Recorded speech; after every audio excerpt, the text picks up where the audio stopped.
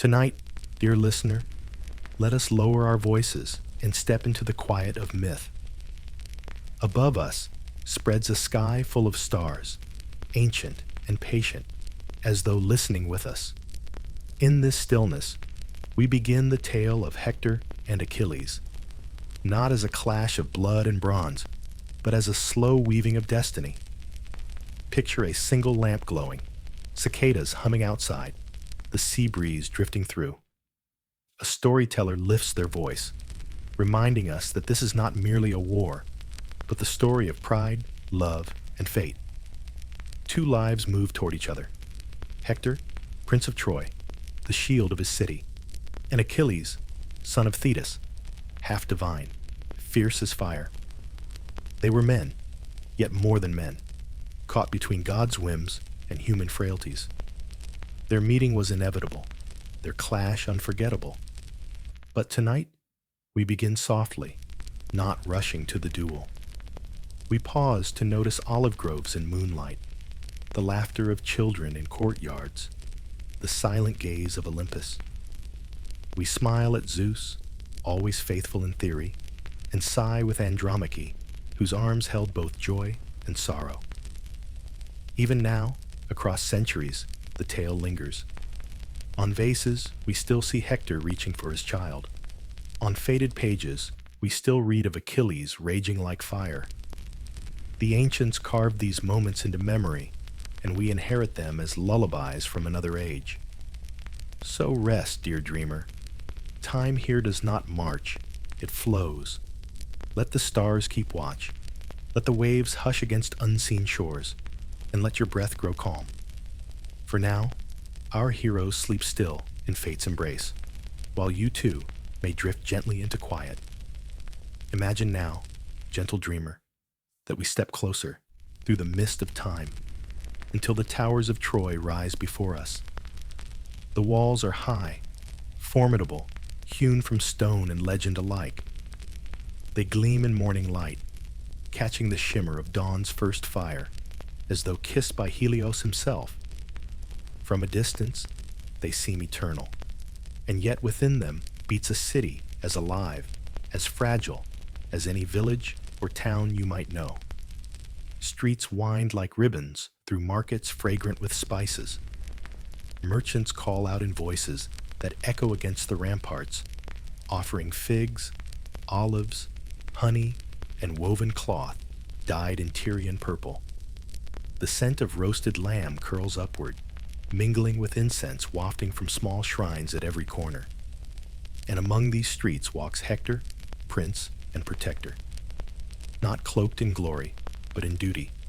Not wreathed in arrogance, but in the quiet weight of responsibility. Hector was no demigod, no child of divine mischief like Achilles. He was flesh and blood, born of King Priam and Queen Hecuba, shaped by Troy's cobbled streets and the watchful eyes of his people. He was a husband to Andromache, a father to little Astyanax, a son who carried both crown and burden. His greatness lay not in supernatural gifts, but in his steadfastness. To be Hector was to be the shield of a nation, the heartbeat of a city that would endure as long as he stood.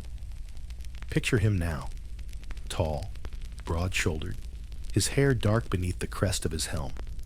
Yet his gaze, when not upon the battlefield, was tender, softened by the laughter of his child. In vase paintings that survive, he is shown stretching his arms out to Astyanax, who recoils in fear at the glittering plume of the warrior's helmet. Even in art, the paradox is clear. The same armor that protected Troy terrified his own son. Such is the tragedy of men who must wear war as their daily garment. Troy itself was more than walls and towers. To the Greeks, it was a city touched by destiny, placed on the very hinge of east and west, where trade routes from Anatolia met the pathways of the Aegean. Its wealth shimmered in golden ornaments. Its priests murmured prayers to Apollo, and its gates, called the Scaean gates, stood like thresholds between peace and chaos. Behind those gates, life flourished.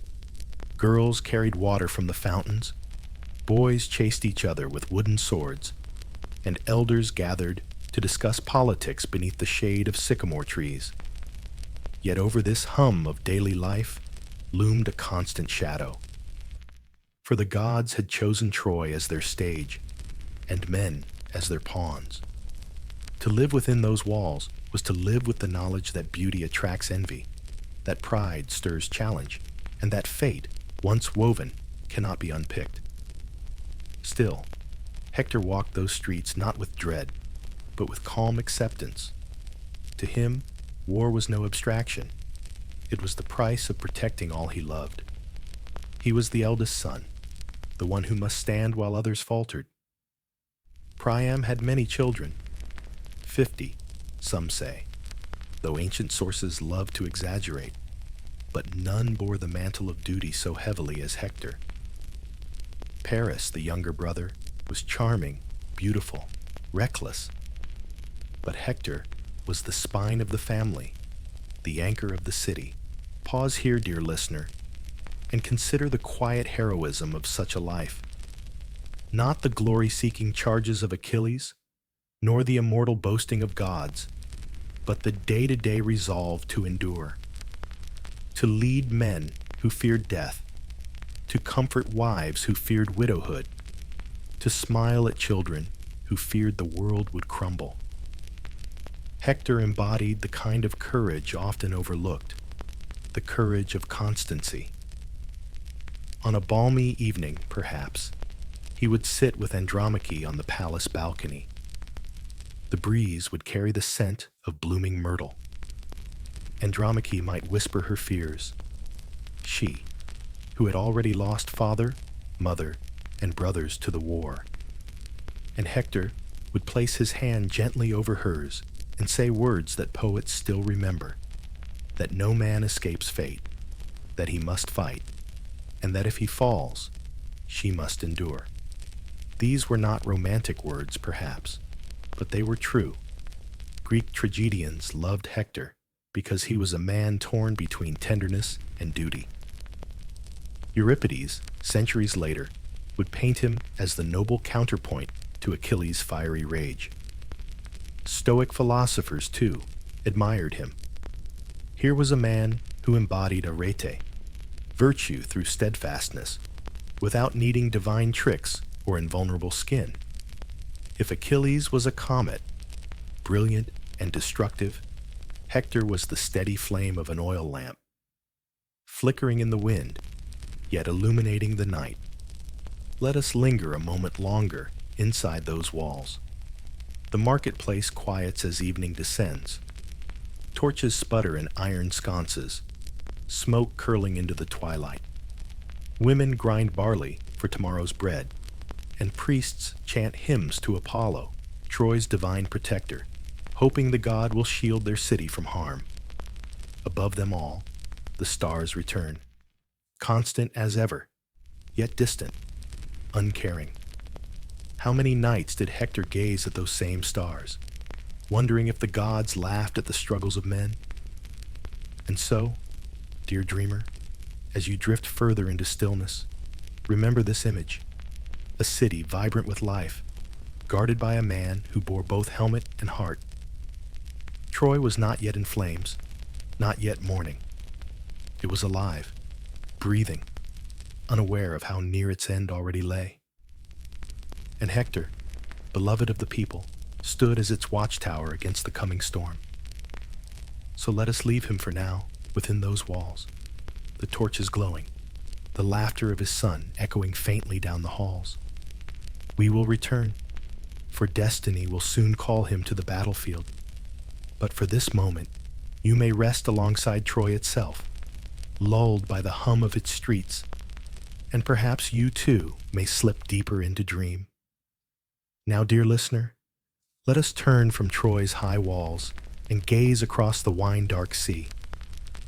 The waves rise and fall with the rhythm of a cradle, carrying us westward to Phthia, a land of green valleys and salt-scented shores. Here the story of another hero begins, one touched not by the ordinary burden of duty, but by the fickle brush of divinity. This is the land of Achilles, whose name would echo forever, though whose life would burn swiftly as a torch in the night. Achilles was the child of a strange union, one that poets love to recount with a wink. His father was Peleus, a mortal king, aged and dignified. His mother was Thetis, a sea goddess of surpassing beauty, whom Zeus and Poseidon both once desired. Yet, as the old tales go, the gods discovered a troubling prophecy. Thetis' son would surpass his father, would be mightier than any who sired him. And so, rather than risk being outshone, Zeus and Poseidon quickly handed her off to a mortal husband. It was divine matchmaking at its most pragmatic. Zeus, faithful as ever only in theory, dodged disaster with a convenient shrug. Thetis, though, did not cease loving her child. When Achilles was born, she looked upon him with a mother's fierce devotion and resolved to make him invulnerable. You may have heard the famous tale. She dipped him into the river Styx, whose waters promised immortality. Held by the heel, the place where her fingers clutched remained untouched, a single seam of mortality left upon a body otherwise resistant to blades and flame.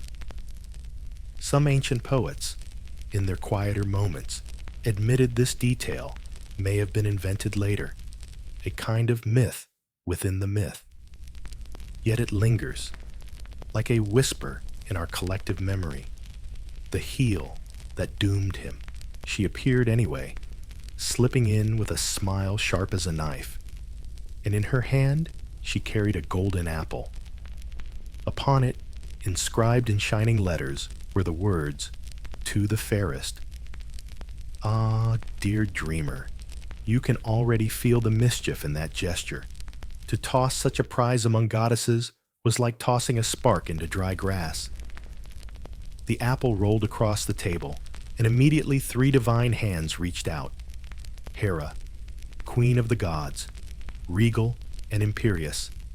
Athena, goddess of wisdom and war, her eyes sharp as an owl's. And Aphrodite, goddess of love, radiant as dawn. Each claimed the apple as her own. Each declared herself the fairest. Zeus, for once, had the good sense not to decide. After all, how could the father of gods and men, notorious for his wandering affections, safely judge which goddess was most beautiful? To choose one was to invite the fury of the other 2. And so, in a rare act of wisdom, Zeus stepped back. Instead, he appointed a mortal judge, a young Trojan prince named Paris, known for his fairness, though also for his charm, and, as fate would show, for his susceptibility to persuasion. The goddesses descended to Mount Ida, where Paris tended sheep, and there they staged the first great bribe of myth. Hera promised him power and dominion over all kingdoms. Athena offered him wisdom and victory in battle. Aphrodite, with a smile that could melt even marble, promised him the love of the most beautiful woman in the world. And so Paris, after a heartbeat of hesitation, placed the golden apple into Aphrodite's waiting hand. And there, dear listener, the seeds of the Trojan War were sown. For the most beautiful woman in the world was Helen, queen of Sparta, wife of Menelaus. To choose her was to unravel the peace of kingdoms, to beckon armies across the sea. But Paris, dazzled, did not consider consequence. He saw only beauty, heard only the honeyed words of the goddess of desire. And the gods, amused and exasperated in equal measure, let destiny unfold. One might pause here, in the hush of our night, to consider the fragile threads upon which history hangs. A single apple, a single choice, a single promise, and entire nations were drawn toward ruin. The Greeks themselves, centuries later, loved to reflect on this tale as a cautionary fable. The tragedians would sigh. Vanity, pride, and desire are small sparks, but when fanned by divine breath, they ignite conflagrations. And yet, let us smile gently too. The image of God squabbling over an apple is wonderfully human, is it not? Even the immortals, with all their power, were as vain and jealous as the mortals who carved their statues. The ancients, wise in their humor, painted this episode on vases and walls, as if to say, "See, the heavens are not so different from us after all." From this quarrel, the path to Troy was set. Paris would soon journey across the sea to claim his prize. Helen would step from her palace into the shadows of fate. Menelaus would roar in outrage. His brother Agamemnon would summon the kings of Greece, and Achilles himself would be called from Phthia. Hector, within Troy's walls, would look upon his brother's folly and know, deep within his steady heart, that ruin approached. But for now, we leave the golden apple gleaming in Aphrodite's hand. The laughter of Olympus has quieted, the banquet is finished, and the first faint clouds of war drift upon the horizon. So rest, gentle dreamer, with this image, an apple, small and shining, rolling across a divine table. From such simple beginnings, legends are born. And as you drift, you may smile at how even gods cannot resist a contest of vanity. Sleep holds us kindly, even as fate begins to stir. Now, dear dreamer, let us follow the thread from Olympus down once more to the earth, where the choice of Paris begins to take form in mortal lives. Imagine the dawn breaking over Sparta, golden light spilling across marble halls and gardens fragrant with roses. Within those halls dwelled Helen, famed across the known world as the most beautiful of women. She was said to be the daughter of Zeus himself, born when the king of gods, ever so conceptually faithful, transformed into a swan to woo, or trick, her mother Leda. From such beginnings came a woman whose beauty would become both blessing and curse. Helen was queen to Menelaus, a king not unworthy, but certainly less dazzling than his wife. Their life in Sparta might have remained ordinary enough, had not Paris crossed the sea under Aphrodite's promise. For when a goddess has whispered into your ear that the world's loveliest woman will be yours, how can a young prince resist? Thus Paris, with a mixture of charm and boldness, entered Sparta's halls as a guest. Hospitality was sacred in Greek thought. Xenia, the bond between guest and host, watched over by Zeus himself. To betray such trust was a crime against both mortals and gods, yet betray it Paris did.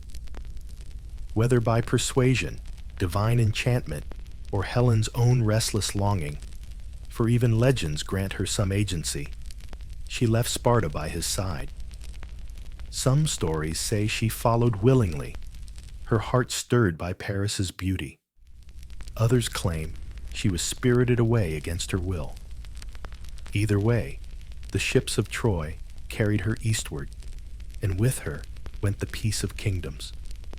Picture the harbor as they depart, the sails swelling with wind, the sea glittering like hammered bronze. On the shore, Menelaus discovers his queen's absence, and grief turns quickly to fury. To lose a wife was tragedy enough, but to be humiliated in one's own palace, this could not be borne. He called upon his brother Agamemnon, High King of Mycenae, whose pride was as towering as his armies. And so, the brothers resolved. The Greeks would demand Helen's return, and if Troy refused, they would bring fire and spear until the insult was avenged. It is here, gentle listener, that the great muster begins. One by one, kings and princes of Greece answered the call. Odysseus of Ithaca, reluctant but bound by oath. Nestor, wise and aged, offering counsel. Ajax the Greater, towering and strong. Diomedes, fierce and eager, and many more besides. Yet among them all, none shone so brightly as Achilles, golden-haired, swift-footed, the very embodiment of youthful fire. Though young, he was already famed for speed unmatched and courage unshaken. His mother Thetis wept, knowing that to send him forth was to seal his doom. But destiny is stubborn, dear dreamer, and will not be denied. Across the sea, in Troy, the news spread like a gathering storm. King Priam listened, sorrow etching deeper lines into his face. His court murmured uneasily, their voices trembling like leaves in wind. And Hector, the prince, stood tall though his heart grew heavy. He loved his brother Paris, yes, but he knew that this reckless act had chained their city to a war it could scarcely escape. Still, Hector did not flinch. He would defend Troy, for it was his duty, his life's very marrow. Imagine Troy on the eve of this knowledge. The market still bustled, the towers still gleamed, the laughter of children still rose in the courtyards. Yet beneath it all lay the first pulse of dread. The gods had chosen their stage, and men could do little but play their parts. Pause with me here, gentle dreamer. In myths, great wars often spring not from necessity, but from pride, from desire, from slights that fester into storms. The Greeks themselves, centuries later, would shake their heads knowingly. Hubris, they would say. The arrogance of mortals or gods always leads to ruin. And yet, in the soft hush of night, does it not feel strangely familiar?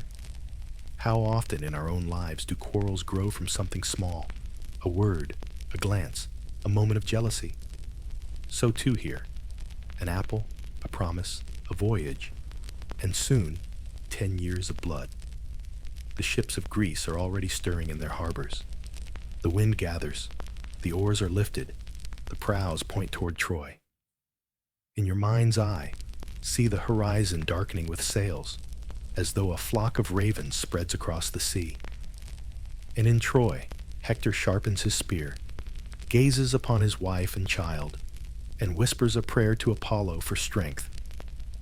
So let us leave them here, on the cusp of inevitability.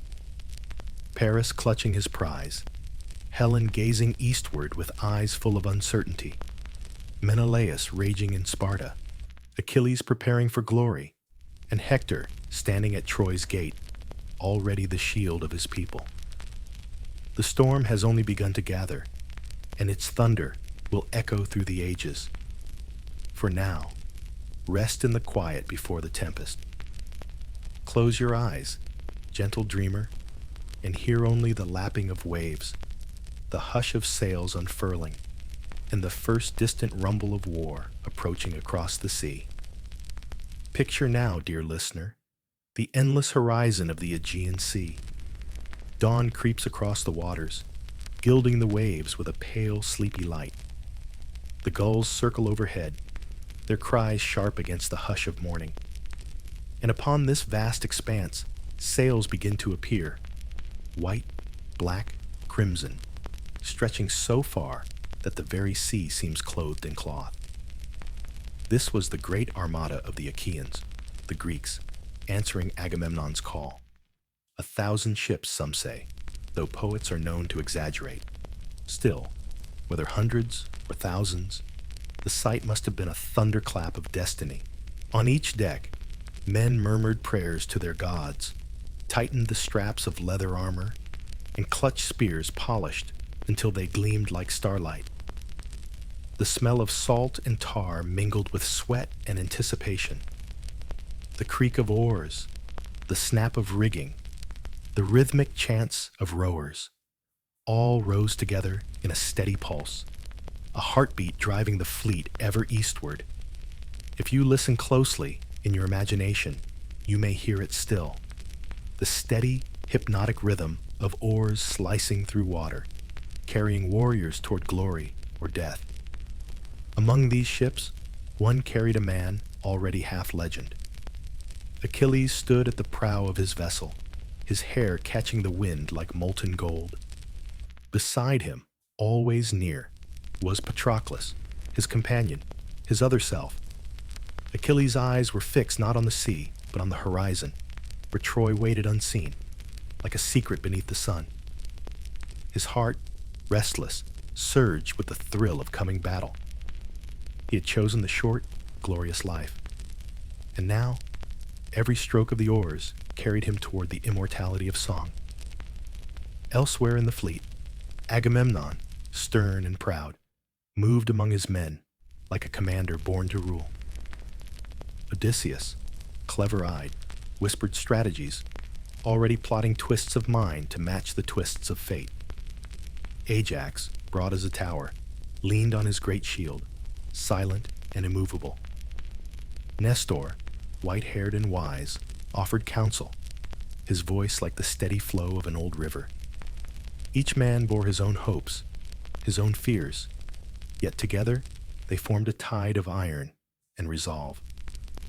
Imagine the people on the shores of Troy, gazing out one day to see the sea itself darkened with ships. Farmers paused in their fields. Women dropped their pitchers at the well. Children clutched their mothers' skirts.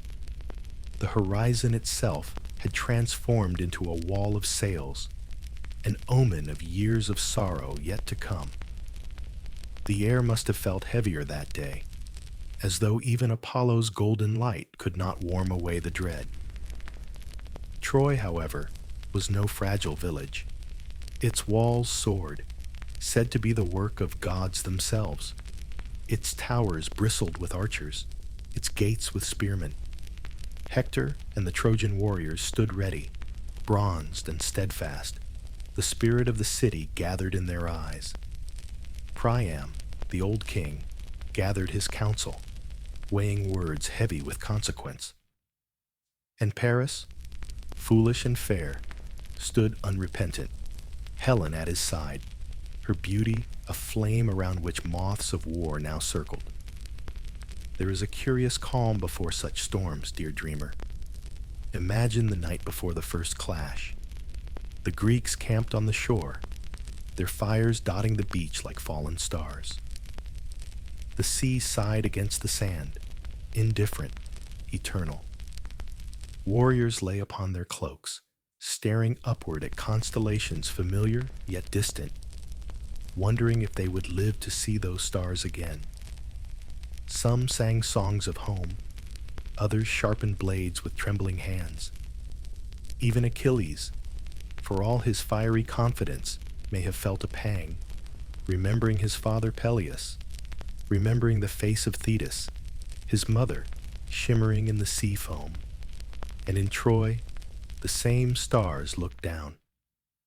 Hector kissed Andromache's brow, whispering reassurances he himself did not fully believe. Mothers rocked their children to sleep, whispering prayers to Apollo and Athena, though the gods, as we have seen, were hardly impartial judges. Priam perhaps walked the palace halls, leaning heavily on his staff, gazing toward the western sea. The stillness was profound, as though the world itself held its breath, waiting for the first clash of bronze upon bronze. Greek poets loved to linger on such moments.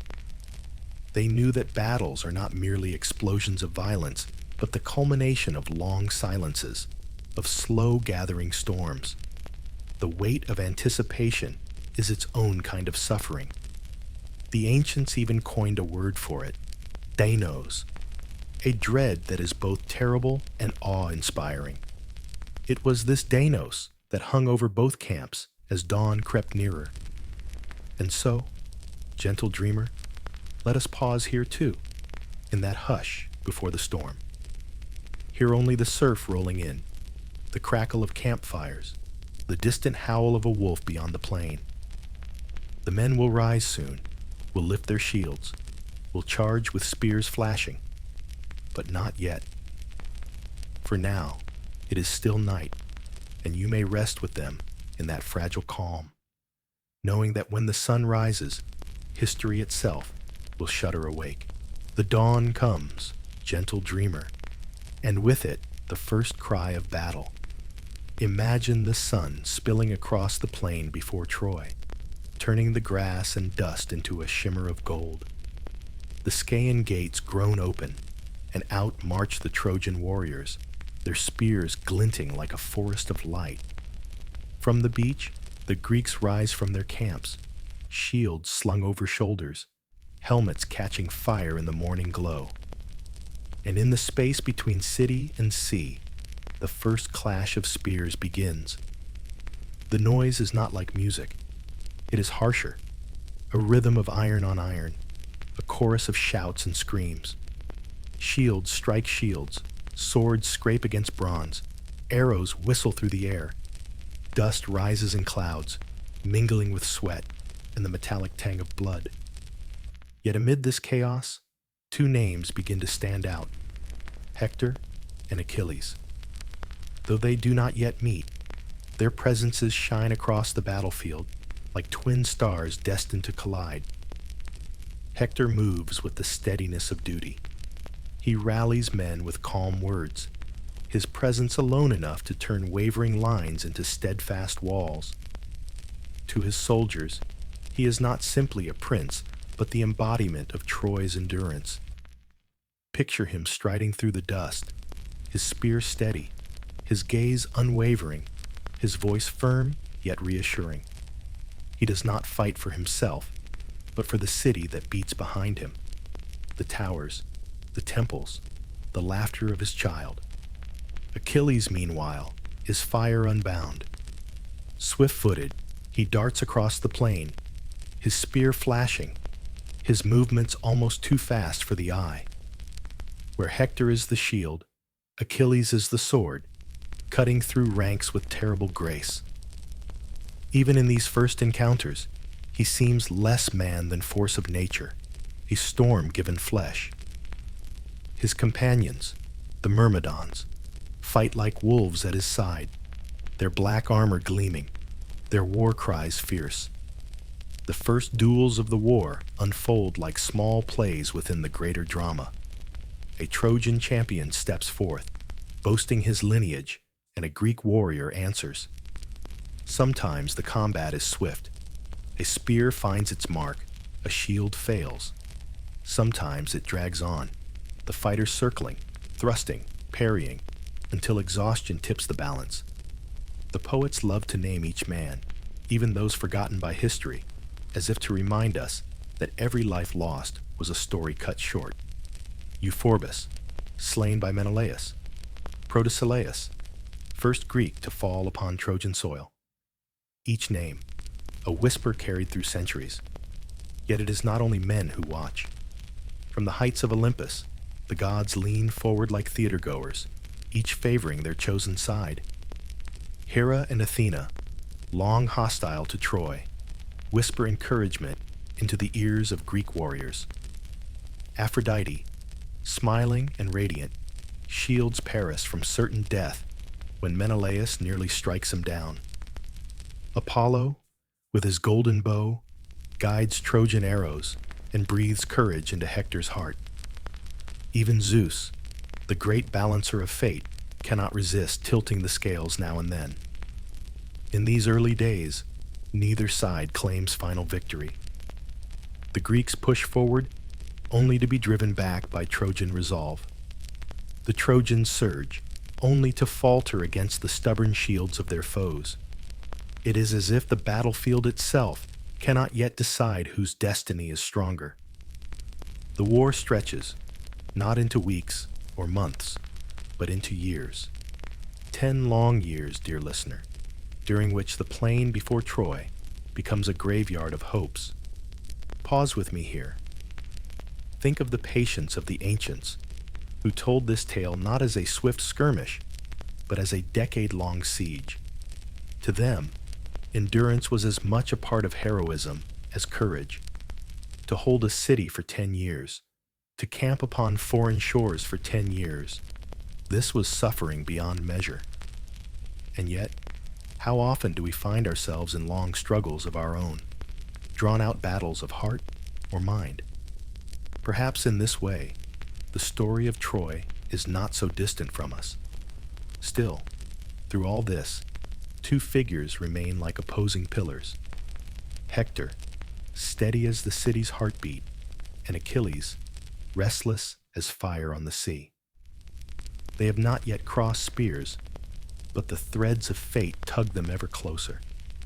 Their names already carry weight, spoken in awe and dread by friend and foe alike.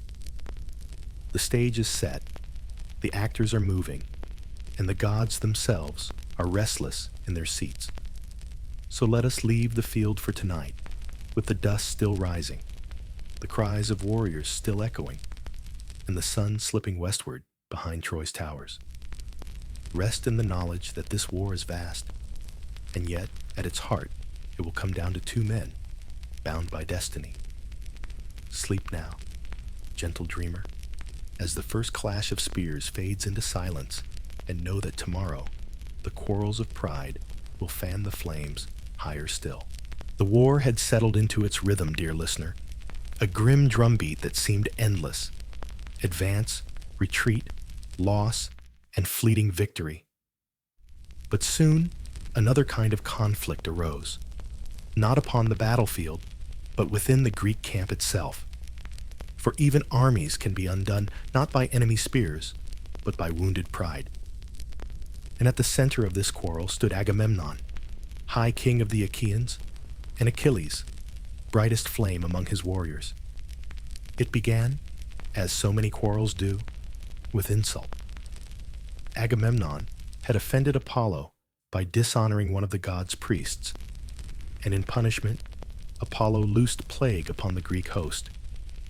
Men fell sick, fever burning hotter than the sun upon their skin, and the stench of death drifted over the camp.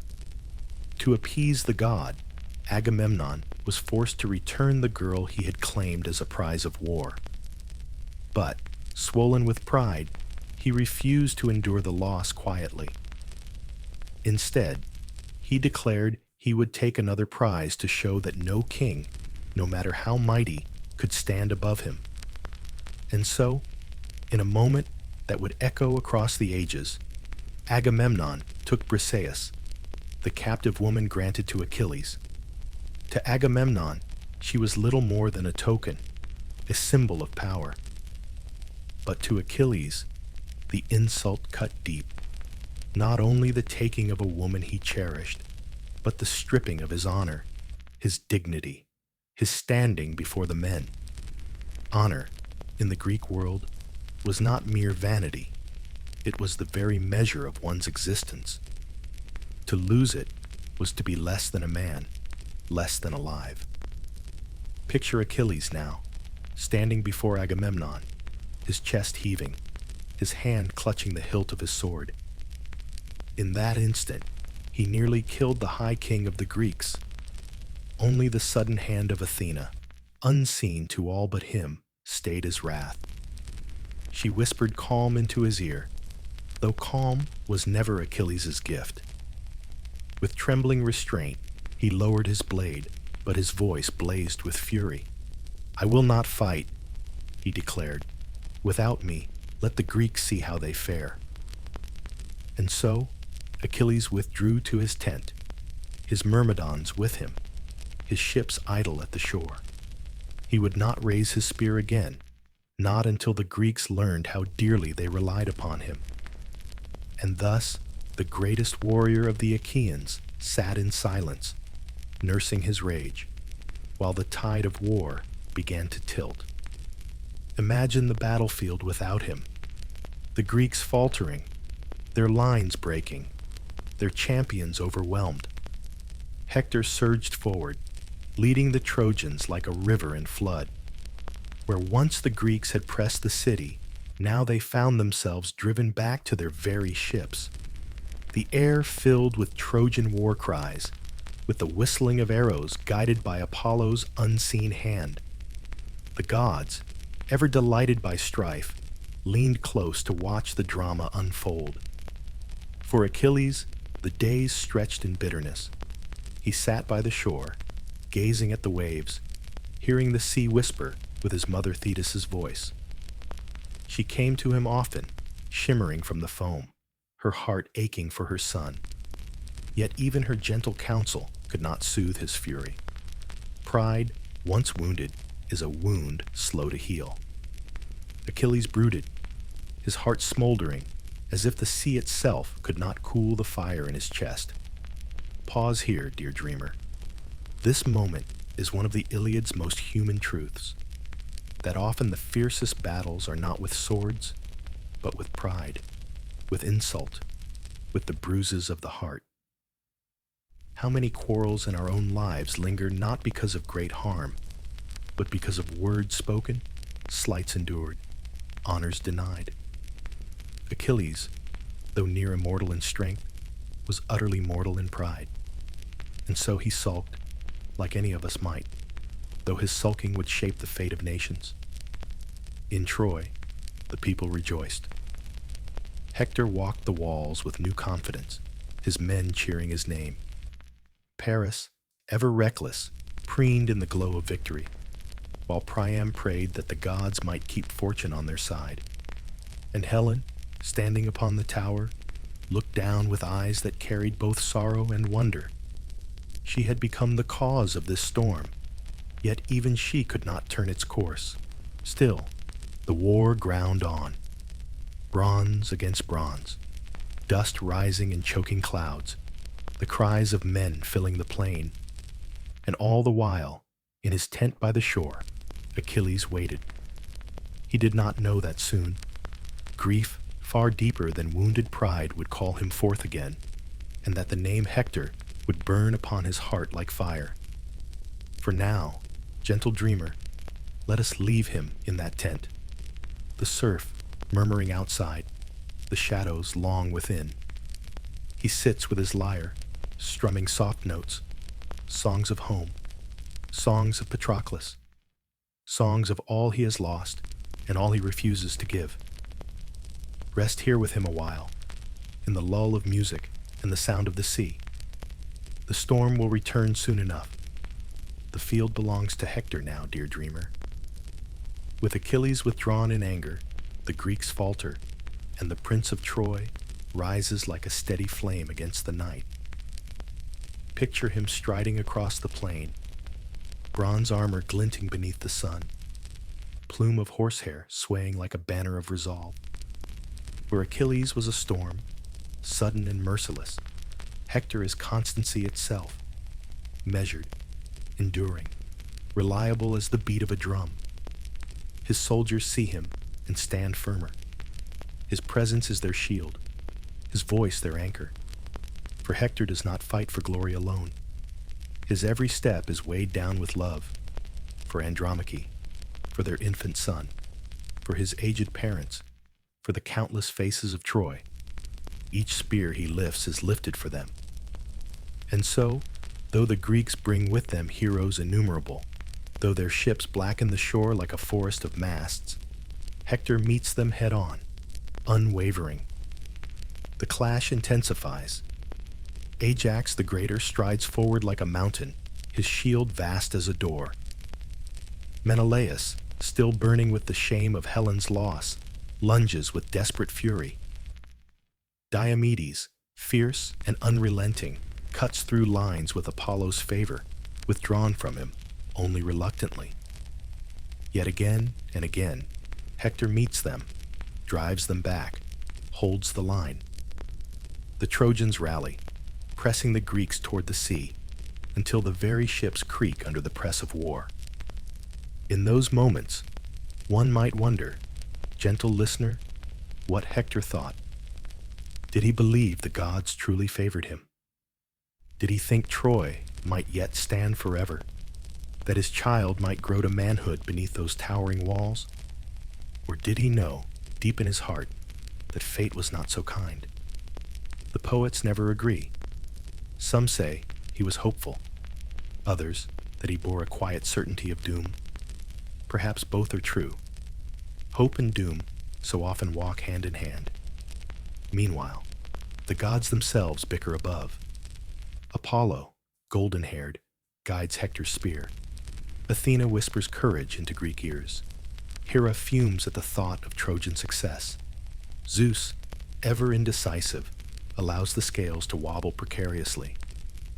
To the mortals below, it must have seemed that fortune was a fickle wind, shifting with no pattern but divine whim.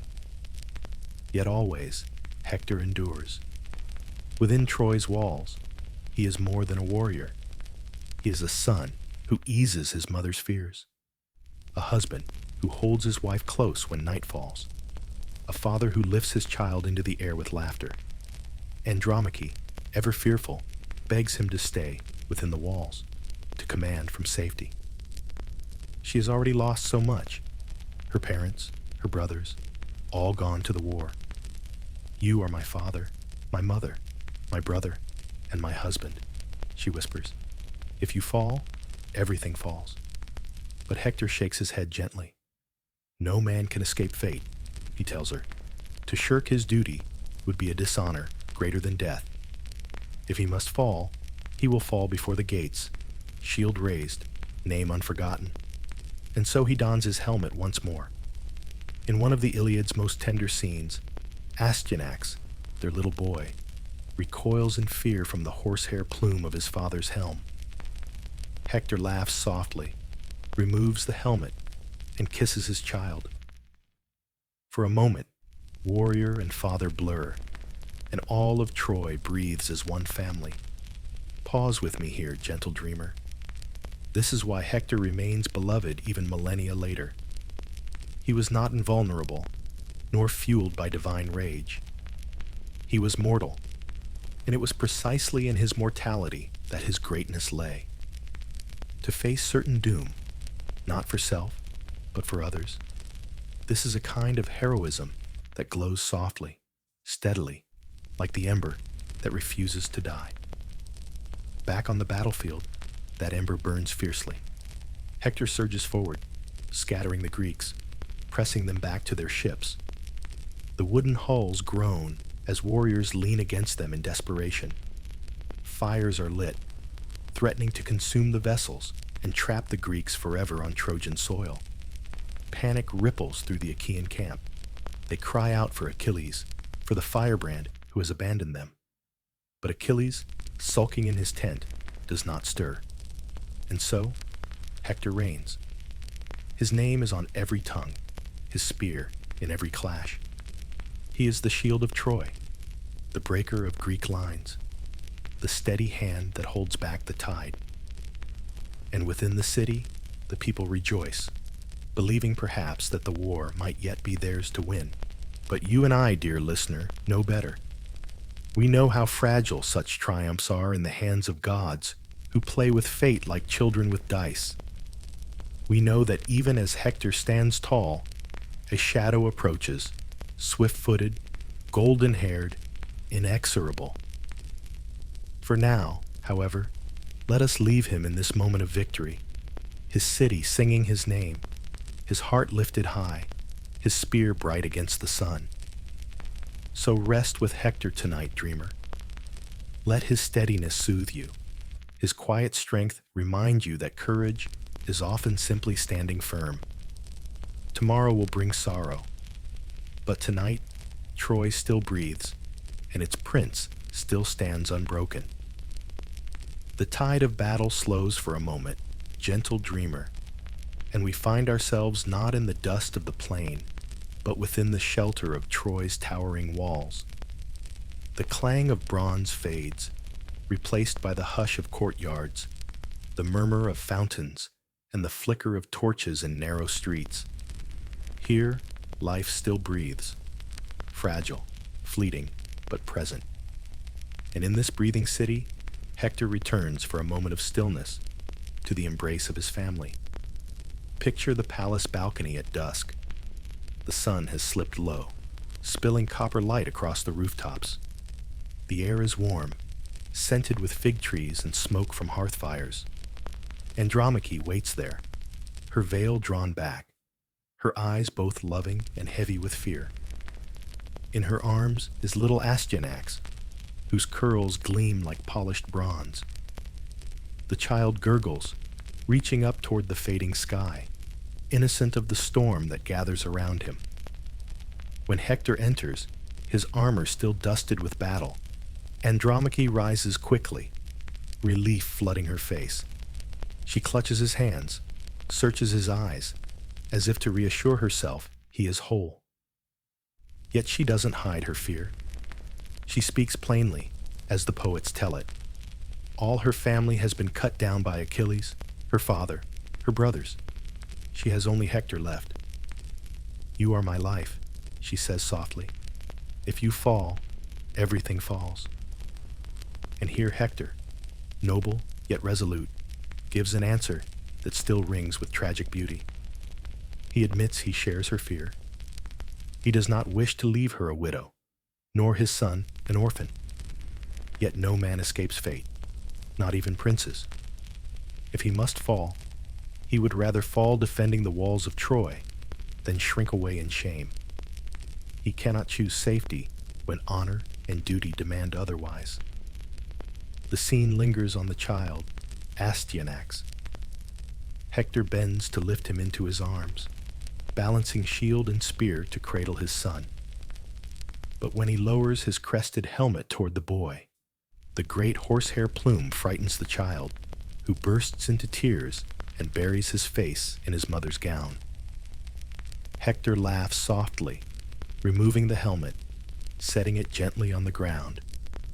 He kisses his son, prays to Zeus that the boy may grow stronger than he, and hands him back into Andromache's arms. Ah, gentle listener, do you feel the ache of that moment? Even warriors tremble before the fragile love of family. The ancients painted this scene again and again on their vases, as though to hold it still, to remember that even amid war there was tenderness. In the hush of night, philosophers reflected on it. Is it braver to fight knowing you will lose, or to walk away and protect what little you can? Hector's answer was clear, though not easy. Outside the palace, the city continues with its small rituals of life. Women draw water from the fountains. Children chase each other through alleys. Priests burn offerings to Apollo and Athena. Yet all of Troy knows the shadow lengthening across their days. Still, they find solace in Hector, in his steady courage, in his devotion. To them, he is not only warrior, but father, husband, and son. The Greeks, meanwhile, gather at their ships, restless and uncertain. Without Achilles, they falter, and the memory of Hector's strength haunts them.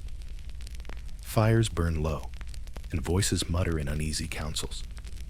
Yet within Troy's walls, on this evening, there is a fleeting peace. For a moment, husband, wife, and child are together, bathed in golden light. Pause with me here, dear dreamer. Let the clamor of war drift away. Let the image of family fill your mind. It is a moment of humanity, glowing softly amid tragedy. This is the essence of Greek storytelling, to place love and laughter beside loss and doom, reminding us that even in the darkest tales, life's small joys still flicker. So let us leave Hector now, standing with Andromache as the torches are lit and the stars rise above Troy. The city rests for a night, though the gods weave new plans in the silence. You too may rest with them, dreamer. For tomorrow, the tide of fury will rise again, and destiny will tighten its grip. The calm of Troy's evening does not last, gentle dreamer. Dawn breaks again, and with it, the sound of war. Shields clashing, horns calling, the ground trembling beneath the charge of men. The Greeks, driven back again and again without Achilles, are desperate. Their ships lie vulnerable on the shore, their warriors weary, their pride wounded, and in this growing despair, one figure steps forward, Patroclus, beloved companion of Achilles, whose heart cannot bear to watch his comrades fall. Picture Patroclus standing at the entrance of Achilles' tent. Inside, Achilles sits brooding, his lyre across his lap, his golden hair shadowed by anger. The surf roars beyond them, waves breaking endlessly as if echoing Achilles' stubborn pride. Patroclus speaks gently, his voice filled with sorrow. "If you will not fight, at least let me go," he pleads. "Let me wear your armor. The Trojans will think you have returned, and they will fall back in fear. The Greeks will rally, and perhaps we can hold them." Achilles hesitates. His pride still smolders, but his heart is not made of stone. He loves Patroclus. Whether as brother, friend, or something deeper, the poets leave to our imagination, but his affection is unquestionable. At last, he nods. He places his armor in Patroclus's hands, that famous bronze forged by mortal smiths, gleaming with the memory of battles past. "Go," he says, "but do not chase them to the walls of Troy. Drive them back from the ships, and then return to me." His words, wise in caution, are doomed not to be obeyed. Patroclus arms himself. Imagine him now, the crest of the helmet catching fire in the sun, the shield broad upon his arm. To the Greeks, when he emerges, he is Achilles reborn, swift-footed, blazing with wrath. A cheer rises, hope rekindled. Even the Trojans falter, their lines shuddering at the sight of what they believe to be their greatest foe. The tide turns in an instant, as though night itself has been pushed back by dawn. And so Patroclus charges. His spear flashes, his chariot wheels churn the dust. The Greeks surge behind him, emboldened. Trojans fall, their shields splintered, their courage shaken. Patroclus drives them from the ships, the flames dying as water is thrown upon them. For a moment, the Greeks are saved, their despair lifted. But the heart of a warrior, once ignited, is hard to rein in. Patroclus forgets Achilles' warning. He does not stop at the ships.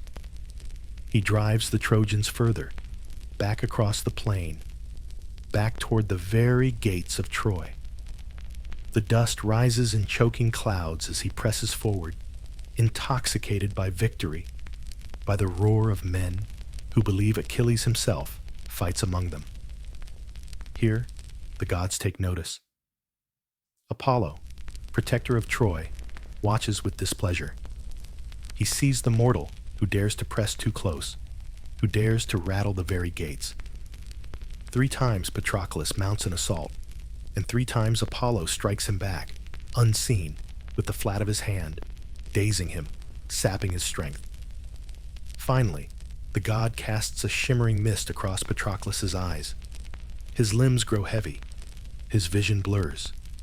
And then Hector comes. Guided by Apollo, steady as fate itself, he sees the faltering warrior before him.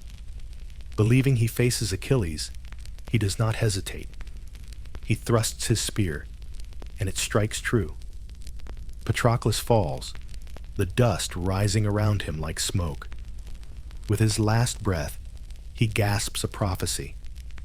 "You will not live long, Hector. For Achilles will slay you." Hector strips the armor from his fallen foe, claiming it as a prize, unaware that it will bring him closer to his own doom. Around him, the battle roars on, the Greeks crying out in horror, the Trojans in triumph. Pause with me here, gentle dreamer. Do you feel the quiet tragedy of this moment? Patroclus, whose heart was full of compassion, who sought only to save his comrades, now lies still upon the earth. Achilles' pride has led to this. Hector's spear has sealed it, and fate has tightened its knot.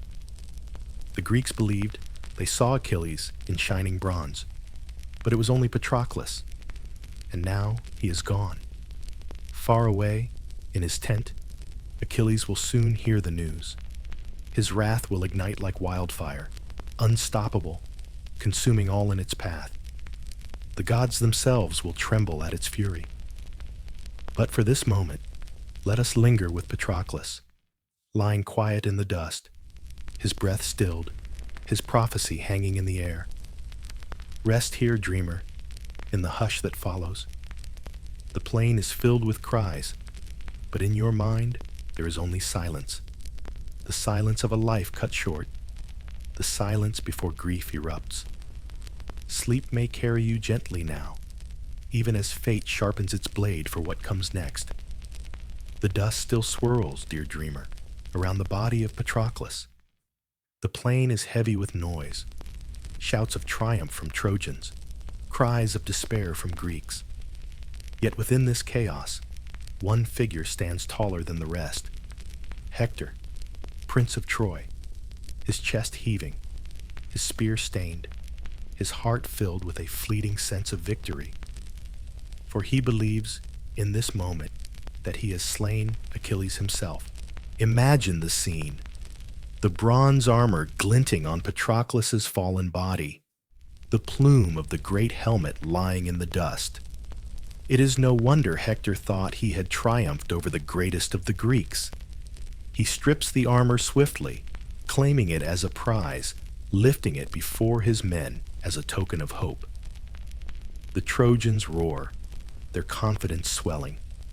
For a heartbeat, they believe the tide has turned forever, that perhaps the city might be saved, that Troy's fate might yet bend toward light.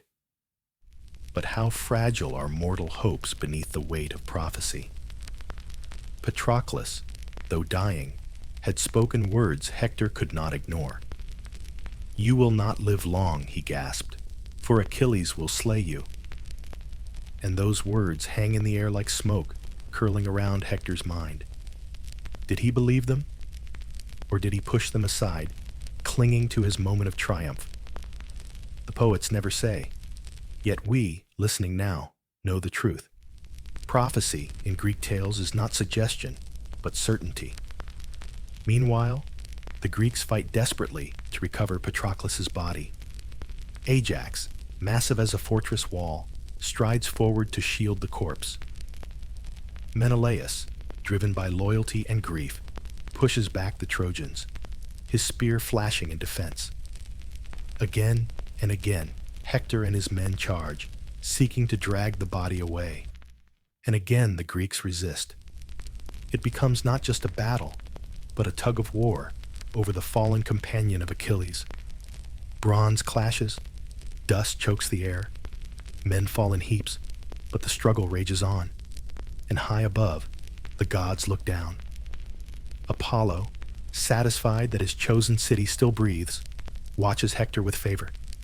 Athena and Hera, furious at the triumph of Troy, mutter to one another, plotting how best to tilt the scales back. Zeus alone gazes with a heavy heart, knowing all must play out as fate demands. The gods meddle and whisper, but destiny is a loom that weaves without pause. In the Greek camp, news of Patroclus's fall spreads like fire through dry reeds. Murmurs rise, then wails. Men look toward the tent of Achilles, silent and shuddered, and dread what is to come. For they know, if grief does not move him, nothing will. And if grief does move him, the plain will run with blood. Pause here, gentle listener, and let us step into Hector's thoughts. He has won honor, yes. He has driven fear into the Greeks. He has lifted his city's spirits, yet he is no fool. He knows Achilles still lives, somewhere beyond the field, silent but not absent. And deep within, perhaps he feels the shadow of that wrath already drawing near. Still, he does not falter. He stands by the Scaean gates, armor gleaming, spear steady, the pride of Troy shining through him. This, too, is why Hector is beloved.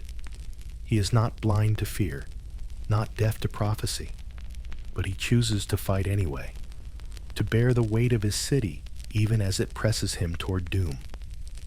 And Patroclus, gentle Patroclus, lies still, his life poured out upon the plain. His death is more than the loss of a warrior. It is the spark that will ignite Achilles' terrible return. Soon, dear dreamer, the sea goddess Thetis will rise from the foam, her heart breaking at her son's grief. Soon, Hephaestus, the smith of the gods, will hammer out armor fit for a demigod. Soon, the balance will shift again, with fire and fury no city could withstand. But for now, we rest in this fragile moment. The Trojans cheer, Hector stands tall, the Greeks mourn, and the gods lean closer, eager for the next act. The sun lowers, casting long shadows across the plain, as though even daylight grieves for what is to come. So let us leave them here, gentle dreamer, in that uneasy twilight. Hector holding to hope, the Greeks clutching despair, and Patroclus silent between them. Rest in the quiet, though it is tinged with sorrow. For tomorrow, grief will awaken Achilles, and the world will tremble. The news spreads like a shiver through the Greek camp, dear dreamer. Patroclus, beloved of Achilles, lies cold upon the plain. His body, though fought over with desperate hands, has been drawn back at last to the safety of the ships. Around him, warriors gather in silence, their armor stained, their faces shadowed by grief. And when Achilles learns of it, the sound of his anguish is said to have carried like a storm across the sea itself.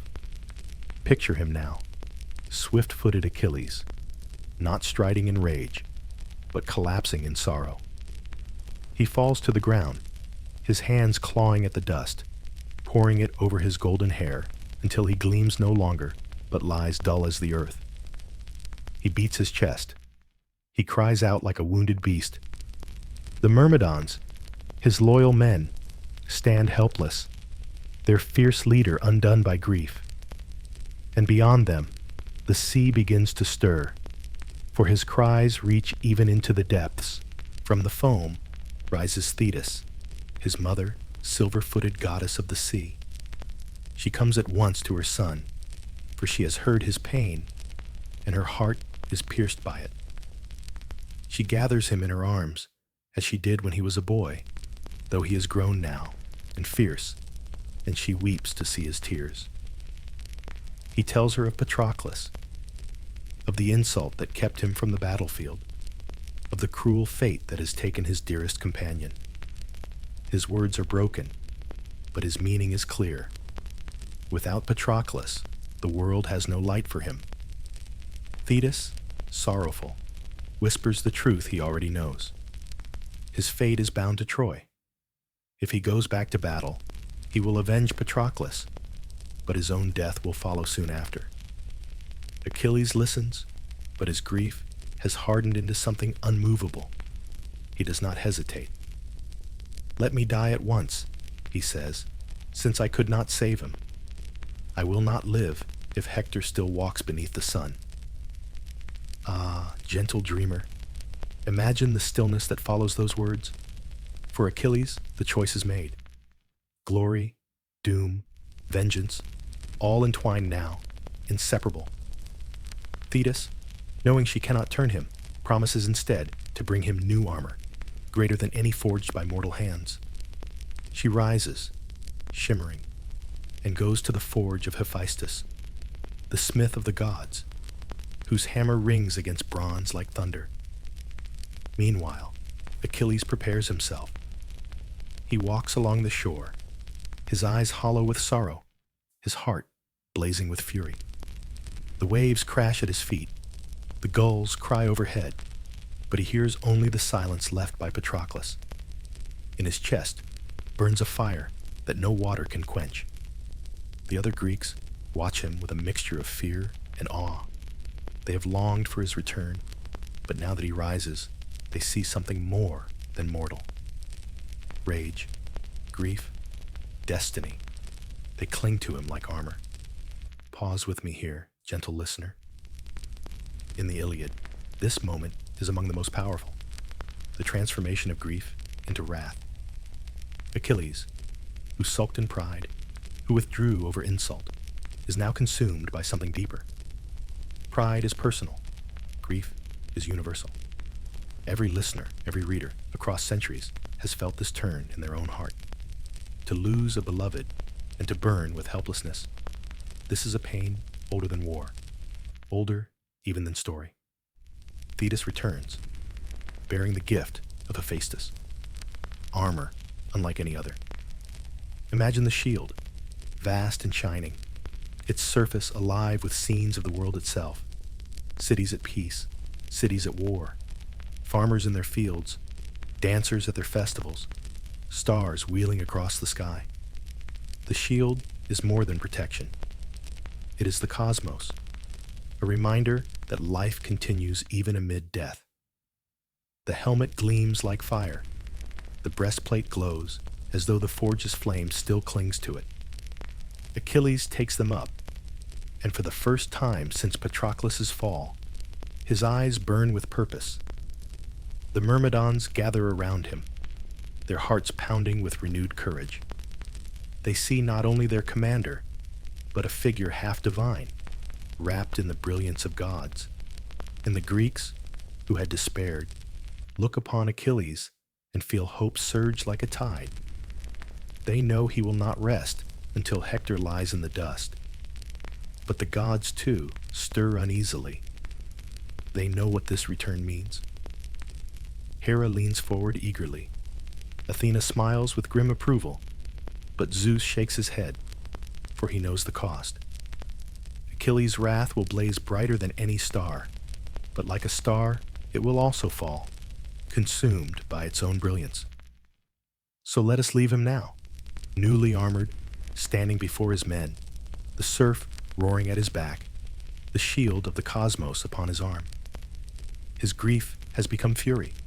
His love has become vengeance. Troy will tremble. Hector will tremble. Even the gods themselves will pause. And you, gentle dreamer, may close your eyes with the image of fire and bronze, knowing that tomorrow the plain will burn with the fury of a son of Thetis. The plain before Troy trembles once more, gentle dreamer, for Achilles has returned.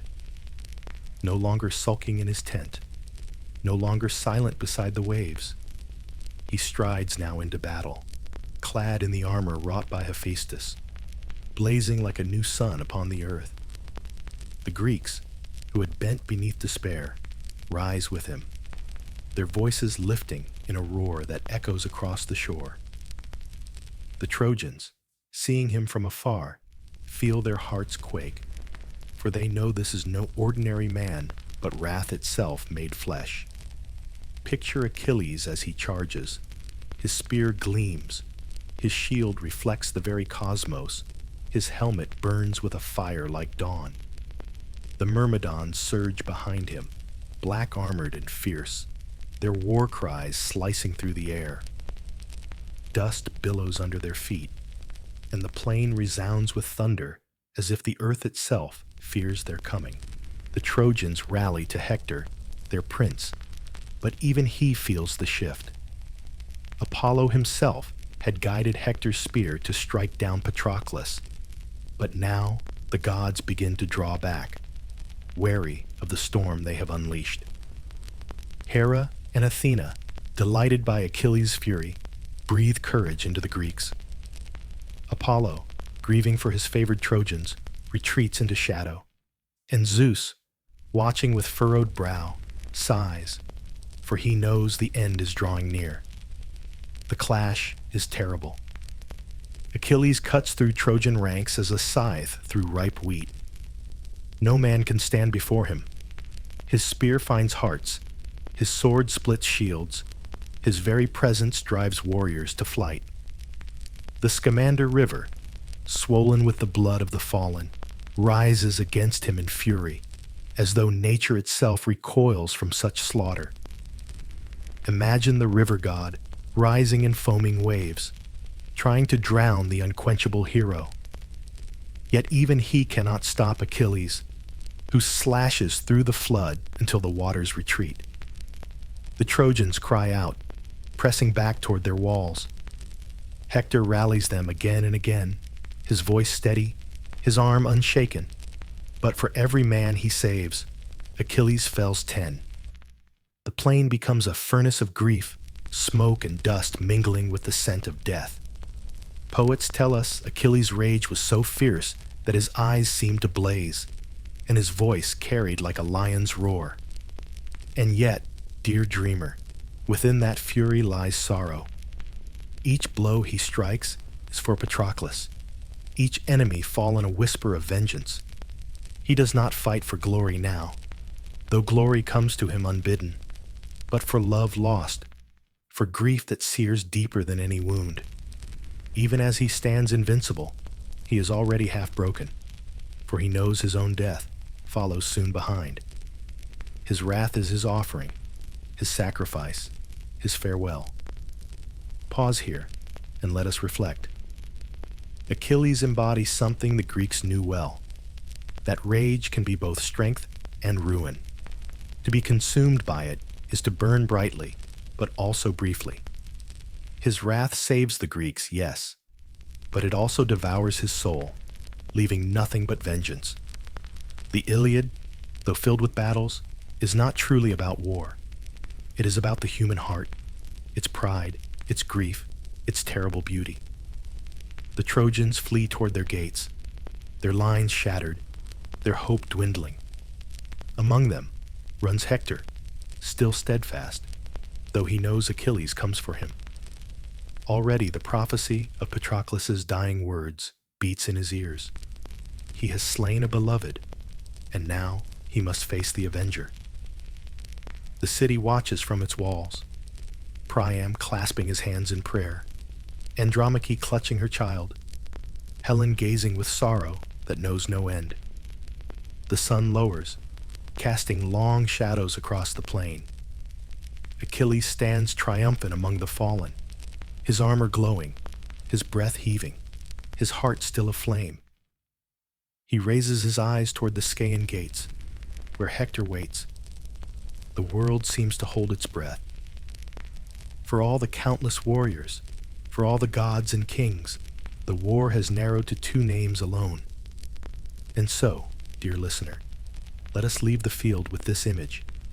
Achilles, wrathful and radiant, striding ever closer. Hector, steadfast and solemn, standing before the walls he swore to defend. Tomorrow they will meet, and fate will claim them both in different ways. Rest now in this pause before destiny's hammer falls. The night hums softly, the stars return, and you too may drift in their calm, knowing that dawn will bring the duel the world has waited for. The night passes, dear dreamer, and dawn creeps once more across the plain. The sky is pale rose and gold, the air cool before the day's heat, yet already the weight of destiny presses heavy upon Troy. For today, the 2 greatest warriors of their age will meet before the Scaean gates. Hector, shield of his city, and Achilles, wrath incarnate. Imagine the city walls crowded with faces, men, women, children, old priests, even Helen, all gazing outward in silence. They know what must come. Priam, aged king, leans upon his staff, his heart torn between love for his son and dread of the inevitable. Andromache clutches Astyanax to her breast, unable to breathe for fear. Even Paris, the cause of all, lingers with restless hands, perhaps feeling the faint sting of guilt. All eyes turn to the plain, where 2 figures approach. Hector waits before the gates, his spear tall beside him, his armor gleaming. His breath is steady, though his heart pounds. He knows Achilles comes, blazing like fire, swift as the wind, his new armor glowing with the light of gods. From afar, Hector can already see the brightness, hear the thunder of footsteps, feel the pull of fate. The poets tell us that Hector wavered for a moment. His courage was vast, but he was human. As Achilles drew near, terrible as Ares himself, Hector's nerve faltered. He turned, he ran, and around the walls of Troy, the 2 warriors circled, once, twice, thrice. Can you see it, gentle dreamer? The Prince of Troy, chased by the Avenger of Patroclus, both racing with the speed of legends, dust rising like a cloud around them. The city held its breath, watching their flight, praying for a miracle.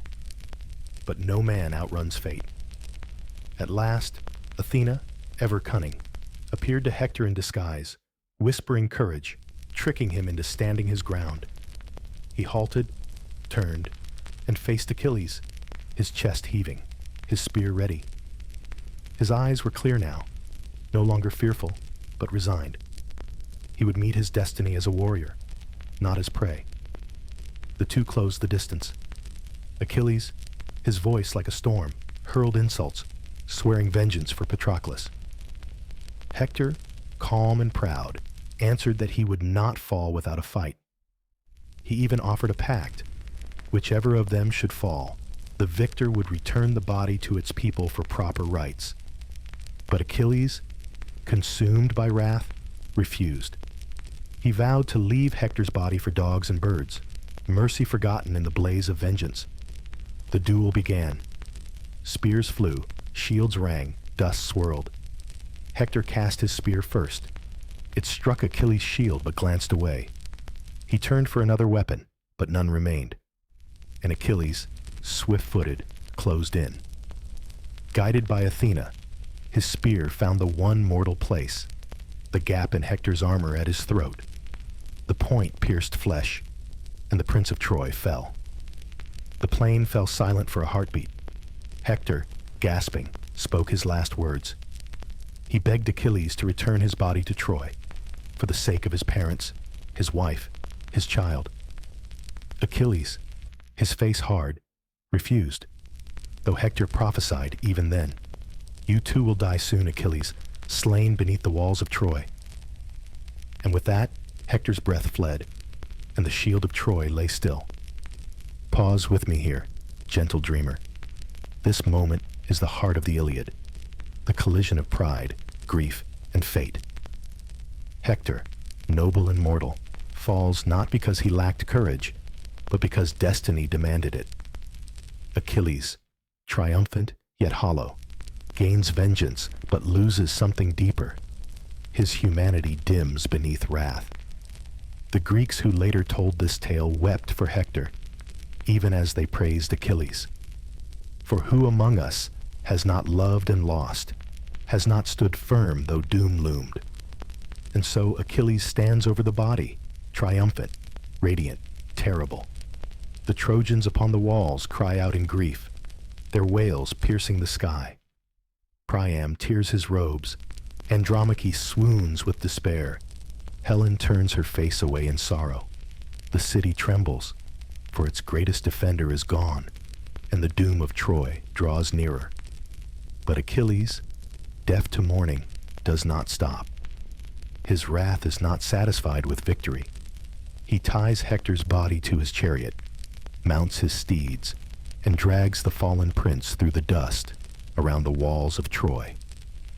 The sight sears itself into memory, the proud body defiled, the city watching helplessly, the cries of grief rising like smoke. Rest here, gentle dreamer, in this tragic silence. The duel is done, the prophecy fulfilled, and the world of men is left to mourn. Close your eyes, for the plain still echoes with dust and tears, and tomorrow the gods themselves will stir to soften this grief. The dust does not settle quickly, dear dreamer. Achilles, his wrath unquenched, storms across the plain with Hector's body tied to his chariot. The wheels cut deep grooves in the earth as the corpse drags behind, the once proud prince reduced to dust and silence. Around and around the walls he rides, the people of Troy watching in horror, their cries filling the sky like a storm of grief. Priam, aged and broken, lifts his hands in helpless supplication. Andromache collapses upon the battlements, her wails piercing the heart. Even Helen weeps, for the only one who had ever shown her kindness within Troy is gone. Achilles does not hear them. His ears are deafened by the thunder of his rage, his eyes blinded by the fire of vengeance. To him, Hector's body is no longer a man, but a symbol, a vessel of his grief, a sacrifice to the ghost of Patroclus. Again and again, he circles the city, as if to etch Hector's shame into the very soil. The Trojans can only watch, helpless, their shield desecrated before their eyes. Yet, pause with me here, gentle listener, for even the gods are moved by this sight. On Olympus, they lean closer, disturbed by the excess of wrath. Apollo, ever the protector of Troy, pleads that Hector's body be spared dishonor. Even Hera and Athena, who have long favored the Greeks, murmur that Achilles has gone too far. Only Zeus, father of gods and men, speaks with authority. He declares that though Hector must die, his body shall not be left to ruin. For the dignity of the dead, too, belongs to fate. Still, Achilles is relentless. He drags the body back to the Greek camp, laying it in the dust beside Patroclus's bier. He touches the cold hand of his fallen friend, promising vengeance has been won. Yet even then, he feels no peace. For grief, dear dreamer, does not vanish with blood. It lingers, gnaws, deepens. Achilles has slain Hector, but Patroclus does not rise. And so he remains restless, his heart a chasm no victory can fill. Night falls. The Greeks light torches, their flames flickering against the sea wind. Funeral rites for Patroclus begin. Achilles himself leads the ceremonies, his voice breaking as he speaks. He offers horses, oxen, and captives to honor his companion, a terrible abundance meant to soothe the spirit of the dead. Upon the pyre, Patroclus's body is laid, the flames leaping high into the night sky, sparks scattering like stars. The Greeks gather in solemn silence, the crackle of fire mingling with the crash of waves. And Achilles, imagine him now, stands apart, the glow of fire painting his face with shadows. His heart is split, one part consumed by grief, one part hollowed by vengeance, one part haunted by the prophecy Hector had spoken with his final breath. For Achilles knows his own death is near. Every flame that consumes Patroclus also consumes his future. The next morning, still unsatisfied, Achilles returns to his grim ritual. He ties Hector's body once more to his chariot and drags it in the dust around the camp. Yet miraculously, the gods protect the body. Apollo shields the flesh, keeping it unmarred despite the cruelty. The Trojans watch, torn between anguish and awe, for though their prince is gone, his dignity remains untouched by divine will. Pause here, gentle dreamer. Consider the paradox. Achilles, greatest of warriors, reduced by grief to acts of cruelty. Hector, fallen, yet preserved in honor by the very gods. It is as if the universe itself seeks balance, even when men cannot. In Greek thought, this balance was the essence of fate, not justice as we might imagine it, but harmony, the weaving of extremes into a single, unbreakable tapestry. And so the days pass. Achilles drags Hector's body in ceaseless fury, while Priam mourns in silence. The city of Troy is hushed, as though all life has dimmed. Women clutch their children tighter. Men bow their heads. Priests whisper prayers that go unanswered. They know that without Hector, the walls are weakened, the heart of the city broken. Yet still they endure, waiting for a miracle, waiting for mercy. It will come soon, though not from armies, nor from gods, but from an old man's courage.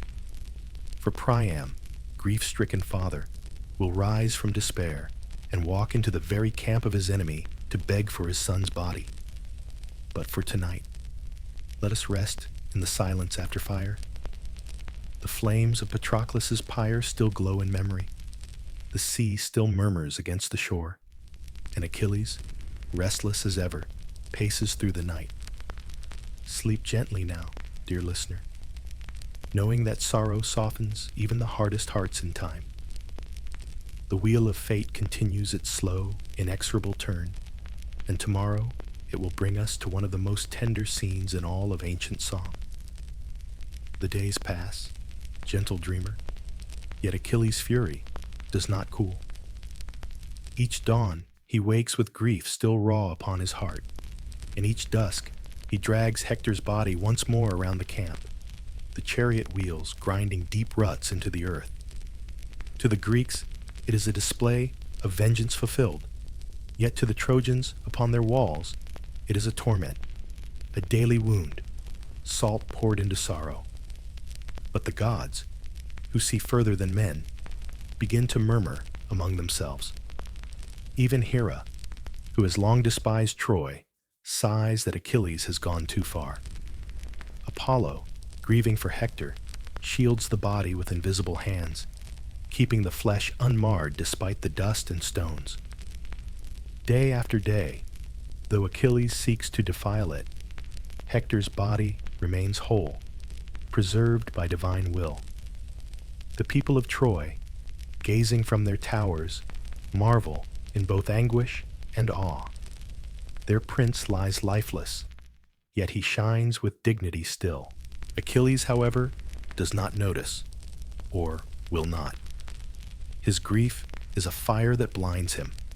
He speaks to Patroclus's spirit as if it lingers beside him, swearing that Hector's torment is a fitting tribute. Yet, dear listener, if you listen closely, you can hear the hollowness in his vow. For vengeance, once sated, leaves behind only emptiness. Patroclus does not answer, does not rise. And Achilles, for all his fury, remains a man undone by loss. Within Troy, mourning deepens. Priam wanders the halls like a ghost, his robes torn, his voice hoarse with weeping. 50 sons he has fathered, and now his dearest defender lies dishonored in enemy hands. Andromache sits in silence, Astyanax clinging to her veil, too young to understand why his mother's eyes never dry. Helen, too, mourns. For though she was the cause of Troy's sorrow, Hector alone had spoken kindly to her, had shielded her from cruel tongues. She whispers to the empty air, wishing she might thank him once more. Pause with me here, gentle dreamer. The Greeks who told this story did not shrink from sorrow. They knew that grief is as much a part of life as joy, that dignity lies not in avoiding tears, but in enduring them. When we hear the laments of Troy, we hear the laments of all humanity, echoing through centuries, the wails of parents for children, of spouses for partners, of cities for their champions. In this way, the myth is not distant, it is close, painfully close. And yet, something stirs. For as the gods decree, Hector's body cannot remain in torment forever. Zeus himself nods and sends a message. Priam must go to Achilles, must brave the camp of his enemy, must beg for the return of his son. Imagine the weight of that command upon an old man's shoulders. Yet Priam, though trembling with age, does not refuse. Love gives him courage. Achilles, meanwhile, grows restless in his grief. Even the endless dragging of Hector brings no solace. At night he lies awake, staring at the stars beyond his tent, the shield of the cosmos glimmering faintly beside him. Perhaps he recalls Hector's last prophecy, that his own death will come soon. Perhaps he remembers the warmth of Patroclus's laughter, now forever silent. The waves murmur outside, the campfires flicker low, and Achilles feels the truth pressing upon him. He has won vengeance, yet lost himself. Let us leave him here for a moment, pacing in silence, while beyond the walls of Troy, Priam prepares.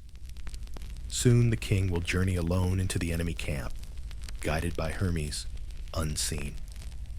Soon the father will kneel before the killer of his son, and the hardest of hearts will be softened by tears. But for tonight, we remain in this uneasy balance. Achilles still wrathful, Troy still mourning, and Hector's body still bound to a chariot, circling endlessly in the dust. Rest now, gentle dreamer. Let the sound of wheels fade into distance. Let the cries of Troy soften into whispers. Tomorrow, mercy will arrive, not through gods or warriors, but through the courage of a grieving father. Sleep in that knowledge that even in the darkest of tales, compassion finds its way.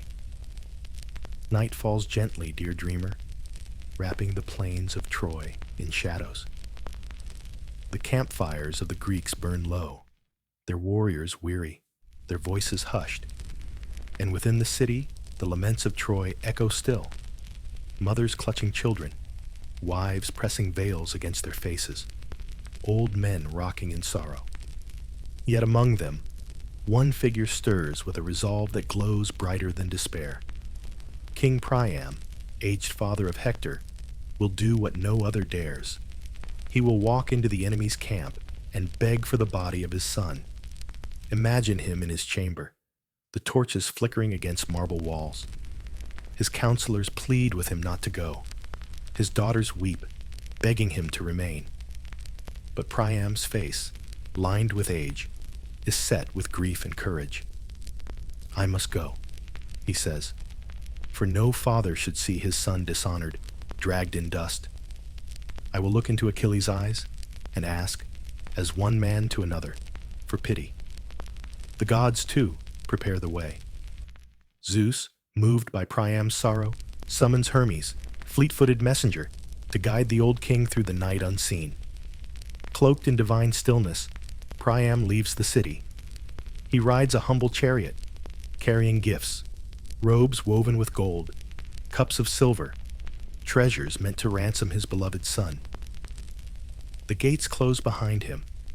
The plain stretches dark and silent, and only the whisper of wheels and the beat of his heart accompany him. Picture it, gentle listener, an old man, fragile yet unyielding, driving through the camp of his enemies. Fires glow, guards doze, but none see him. Hermes leads him as a shadow, his presence hidden from mortal eyes. The Greek camp, usually fierce with noise, lies hushed, as though it too respects the passage of grief. At last, Priam comes to the tent of Achilles. Within, the warrior sits by the fire, still restless, still haunted. He gazes into the flames, perhaps seeing the face of Patroclus flickering there, perhaps hearing the echo of Hector's dying prophecy. When the tent flap stirs, he lifts his head, and there, before him, kneels Priam. Ah, dreamer, this is one of the most moving moments in all ancient song. The king of Troy falls to his knees, takes the hands of Achilles, and presses them to his lips. Imagine it, the hands that killed his son, kissed by the father in desperate plea. Remember your own father, Priam whispers. He is old, as I am old. Imagine if he had lost you, as I have lost Hector. I come not as a king, but as a father, begging for the body of my son. For a long moment, silence. Achilles stares at the old man, stunned. His wrath, so unshakable, falters. The image of Peleus, his own father, rises before him, aged, waiting far away, never to see his son return.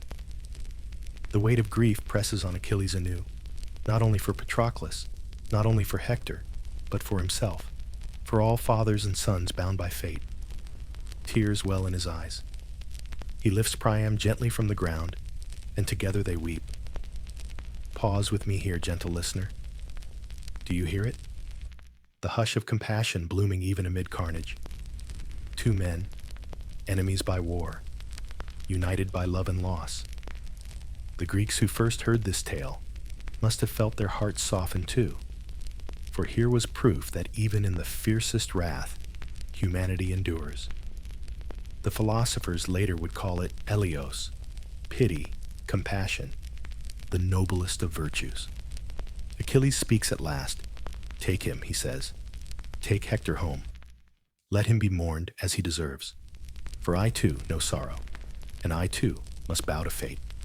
And so, Achilles orders Hector's body to be cleansed, anointed with oil, wrapped in linen. He forbids the Greeks to harm it further. Priam watches, tears streaming, as the body of his son is placed gently upon the chariot. Achilles himself helps lift it, his hands steady, his anger gone. That night, Priam remains in the Greek camp, sharing bread with Achilles. Two men, who should have been only enemies, sit across from each other, silent, bound by something greater than war. Outside, the waves murmur softly, the stars shine indifferent, and for a moment, the world holds its breath in peace. So let us leave them here, gentle dreamer, the grieving father, the weary warrior, sitting together in the glow of firelight. Rest with them in this stillness, for tomorrow the body of Hector will return to Troy, and the city will open its arms to morning. Morning comes softly, dear dreamer, the first pale light spilling across the plain like a blessing. The Greek camp stirs awake, but its noise is hushed, for something unusual is happening. Not the clash of bronze, not the cry of war horns, only silence, heavy and reverent. For this day, the body of Hector returns to Troy. Priam's chariot creaks as it departs Achilles' tent. Upon it lies the body of his son, wrapped in linen, anointed with oil, guarded not by warriors, but by the dignity of grief. Achilles himself walks beside it for a time, his face grave, his steps slow, as though escorting more than an enemy, escorting a part of his own humanity back to where it belongs. The Greeks watch and wonder. Some bow their heads, some weep quietly. Even the fiercest of warriors cannot look upon this sight without feeling the tremor of compassion. Hermes, unseen but guiding, leads Priam safely across the plain. The gates of Troy groan open, and the people pour out, their voices rising in wails that pierce the sky. Imagine it, gentle listener. Mothers tearing their veils, fathers beating their breasts, children clinging to robes as they cry. And at the center of it all, 3 women raise their voices in lament. 3 voices that Homer himself lingered upon. First comes Andromache, Hector's wife. She falls beside the body, clutching his still hands, her hair loose, her cries sharp. She wails for her son, now fatherless, for herself, now widowed, for the city, now stripped of its shield. You were my life, she cries, and now you are gone. Our child will grow without your arms, and I shall walk the halls in emptiness. Her words strike like arrows, piercing the hearts of all who hear. Next speaks Hecuba, Hector's mother. Her voice is lower, trembling with age, yet no less fierce. She mourns the son she bore, the prince she raised, now returned lifeless to her arms. Dearest of all my children, she whispers, most beloved, most steadfast. Others may live, but none will be as you were. Her grief is the grief of all mothers who have buried their sons. And then Helen, strange figure of beauty and blame, kneels by the bier. Tears fall down her cheeks as she speaks, her voice soft but clear. Of all in Troy, you were the only one who was kind to me. Others whispered, others cursed, but you never spoke in cruelty. You protected me, though I brought sorrow. And now you are gone, and I am more alone than ever. It is a lament, not only for Hector, but for herself, for the kindness she has lost in a city that always saw her as cause of ruin. The people gather around, their cries swelling into a chorus of sorrow. Priam stands with bowed head, his robes torn, his staff shaking in his hand. The city that once rang with the sound of trade and laughter now echoes only with grief. Yet even in this, there is dignity. For Hector is home, and the rites can begin. A great pyre is built outside the walls. The body is laid upon it, offerings piled high. Robes, perfumes, weapons, treasures, all given to honor the fallen prince. Flames leap upward, sparks scattering like stars into the dawn. The smoke rises straight into the sky, as if even the heavens bow to receive it. The people of Troy watch in silence, their faces bathed in firelight, their hearts heavy but united. After the fire dies, the ashes are gathered carefully, placed within a golden urn. A barrow is raised, high and strong, so that all who pass may remember where the shield of Troy once lay. The women cut their hair, the men fasten black cloths around their arms. The city itself seems draped in mourning, yet amid the sorrow, there is a kind of peace. For though Hector has fallen, he has returned to his people, and his memory will endure as long as Troy endures. And yet, dear dreamer, even as the smoke of Hector's pyre still drifts into the sky above Troy, the loom of fate does not rest. Another thread is being drawn tight, and this one belongs to Achilles, the brightest flame of the Achaeans. For though he had avenged Patroclus and dragged Hector in wrath, his destiny had always been brief, sharp, and unyielding. His mother Thetis had whispered it to him when he was young, glory or a long life, but never both. Achilles chose glory, and now the bill comes due. In the days after Hector's funeral, the war does not cease. The Greeks press hard, encouraged by the wrath of Achilles, while the Trojans, though shaken, still cling to their walls. But something has shifted. For every time Achilles sets foot upon the plain, Apollo's golden gaze follows him with resentment. The god has not forgotten how Achilles defiled Hector's body, and gods, dear listener, have very long memories. Paris, the prince who had carried Helen away and thus sparked this war, was never counted among the greatest warriors. He was beautiful, graceful, but often mocked for letting others bear the weight of his deeds. Yet fate, mischievous as ever, chose him as the hand of vengeance. Imagine him now, standing upon the battlements of Troy, bow in hand, quiver upon his shoulder. He is not alone. Apollo, radiant and terrible, guides his hand, steadying the string, aiming the arrow. The Greeks are on the plain, Achilles foremost among them. His new armor, hammered by Hephaestus, gleams in the sun, a miniature cosmos etched upon his shield. He charges like fire given legs, scattering Trojans before him. Dust swirls in his wake, the clamor of bronze and cries of men surrounding him. He seems untouchable, immortal, as though no weapon could pierce his fury. And then, one arrow. Small, almost nothing against the storm of battle. But guided by Apollo's hand, it flies swift and true. It cuts the air, invisible among the countless shafts that darken the sky, until it finds the single place left vulnerable. Achilles' heel, that small patch of mortal flesh his mother could not protect when she dipped him in the river of Styx.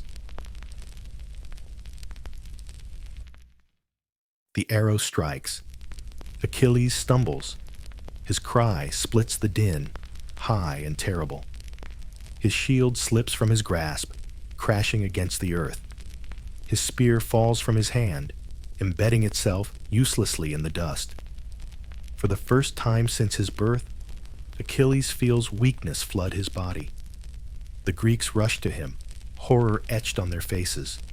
Ajax, towering, tries to shield him. Odysseus shouts for the men to hold the line. Patroclus is gone, but his spirit must surely have lingered near, watching in grief. And Achilles, son of Thetis, golden-haired, strongest of the Achaeans, sinks to his knees. He presses his hand to the wound, but it is no use. The prophecy has spoken, and fate will not be denied. Even as life slips away, Achilles is not silent. Some say he cursed Paris, calling him coward. Some say he raised his eyes to the walls of Troy and to Apollo above, railing against gods who meddled in mortal affairs. Others whisper that he thought only of Patroclus, that his final breath carried his companion's name. However it was, the end came quickly, as ends often do for the brightest flames. And so, Achilles fell upon the plain, just as Hector had before him. The two warriors, mirrors of each other, now bound together not in life, but in death. Troy still stood. The war was not yet done, but something essential had ended. The shield of Troy was gone, and now the spear of the Greeks was broken. Later songs tell of how the Greeks fought desperately to retrieve Achilles' body, of how Ajax carried him upon his shoulders while the Trojans rained spears upon them. They tell of Thetis rising from the sea, her wail echoing across the shore as she cradled her son one last time. They tell of funeral games held in his honor, of his armor given to Odysseus, of quarrels that sprang up even from his death. But those are later threads, spun by poets who could not let go of his name. For us here, it is enough to know that the prophecy was fulfilled. Hector lies within Troy, honored with lamentation and flame. Achilles lies among the Greeks, mourned with fire and tears. Two lives, two fates, entwined like twin stars that blaze across the night sky, only to fall. The war will continue. The walls will one day burn, but the song belongs to them, to Hector, who defended, and to Achilles, who avenged. Now the plain grows still, dear dreamer, emptied of its champions. The cries of Hector have faded into ash within Troy, the roar of Achilles into silence upon the shore. The air above the city is heavy, yet soft. Smoke from funeral pyres mingles with evening mist, and the Scamander flows on, carrying away the dust of battles past. The war is not over. Wooden horse and burning walls still lie ahead. But for us, the song has reached its close. Hector, Prince of Troy, the shield of his people, rests within his barrow, honored by wife, by mother, by city. His memory lingers in the lullabies sung to Astyanax, in the whispered prayers of soldiers at the gate, in the hands of craftsmen who carve his likeness on the clay of jars. He was mortal, yes, yet steadfast, choosing duty even when doom pressed close. His name is a gentle weight upon history. Achilles, son of Thetis, rests among the Achaeans, his funeral games echoing with chariot wheels and voices raised in honor. His mother's wail still haunts the sea, a sorrow older than stone. He, too, was mortal, though his blood sang with divine fire. He chose the short life, blazing like the sun at noon, fierce and terrible, and in that choice, he lives forever in memory. His name burns like a bright spark on the tapestry of story. Think of them, gentle listener, not only as warriors, but as men who loved and were loved. Hector, bending to kiss his child, setting aside his helmet so the boy might not cry. Achilles, laughing once with Patroclus by the ships, long before grief darkened his eyes. These small moments, so tender, so human, shine more brightly than spears or crowns. And perhaps that is why the poets chose to end not with conquest, but with funerals. They remind us that in the end, glory fades, towers fall, even gods turn their faces away. What endures is love and sorrow and the memory of kindness. To grieve is to honor, to tell the tale is to keep the flame alive. So close your eyes, dear dreamer. and let the story settle within you like embers in a hearth. The stars above still keep their watch. The sea still murmurs upon unseen shores. And Hypnos, gentle god of sleep, draws near with quiet steps. Hector and Achilles are gone from the world of men, yet they remain in song, in painted clay, in the whisper of storytellers across millennia. Let the night cradle you as it cradles them. Let the quiet of twilight remind you that even the fiercest storms give way to calm. Even the brightest flames soften into warmth. Drift now, into rest, with the echo of their names carried softly on the wind.